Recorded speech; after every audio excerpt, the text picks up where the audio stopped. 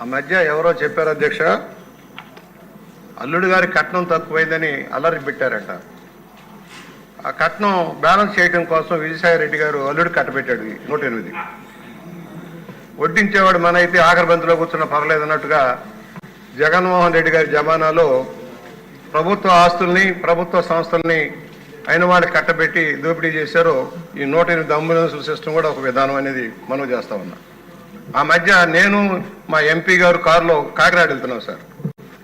GSL medical కాలేజీకి ఇంకో 2 కిలోమీటర్లు ఉందనగా వేరే వాళ్ళ కారు వెళ్ళి ఒక రోడ్ క్రాస్ చేస్తున్న అమ్మాయి గుద్దుకుంది సార్.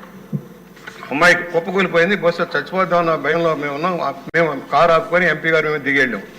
అంబులెన్స్ కోసం ఫోన్ చేసాం సార్. 20 నిమిషాలు అయినా కూడా 2 కిలోమీటర్లు ఉన్న మెడికల్ కాలేజీ అందుబాటులో రాలేదు. 15 నిమిషాల దూరంలోనే ఉన్న రాజమండ్రి హెడ్ క్వార్టర్స్ హాస్పిటల్ నుంచి కూడా అంబులెన్స్ రాలేదు.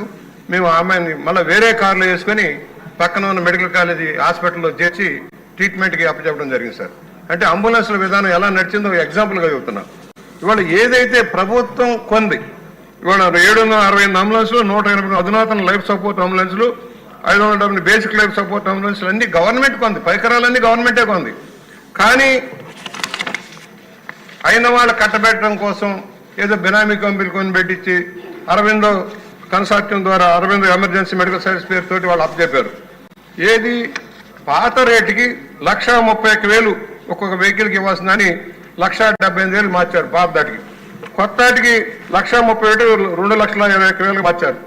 అంటే దాదాపుగా 5 సంవత్సరాల్లో 856 కోట్ల రూపాయలు దోపిడీ జరిగింది సార్. సర్వీస్ ఇచ్చారా?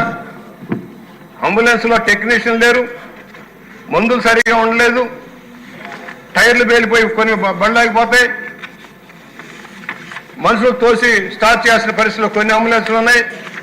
మరి ఏదైతే కంపెనీ ఇన్ని కోట్ల రూపాయలు తీసుకున్న కంపెనీ ఎందుకు 108 సర్వీసులు సక్రమంగా నడపలేదు? పేద ప్రజల కోసం నిర్దేశించిన ప్రమాదాల సమయంలో ఆదుకోవడం కోసం పెట్టిన ఈ వాహనాలు ఎందుకు సరిగా నడవలేదు? కేవలం అరబిందో ఫార్మాకి కట్టబెట్టడం కోసం చేసిన ఈ నిర్వాహకం వల్ల మొత్తం వ్యవస్థ దెబ్బతింది. కుయ్యమని వస్తుందని చెప్పేవాడు రాజశేఖర రెడ్డి గారు. నీ కొడుకాయంలో కుయ్యి కాదు, పాను బొర్రు అనే పరిస్థితికి వెళ్ళిపోయింది మొత్తం కూడా వ్యవస్థ అంతా కూడా.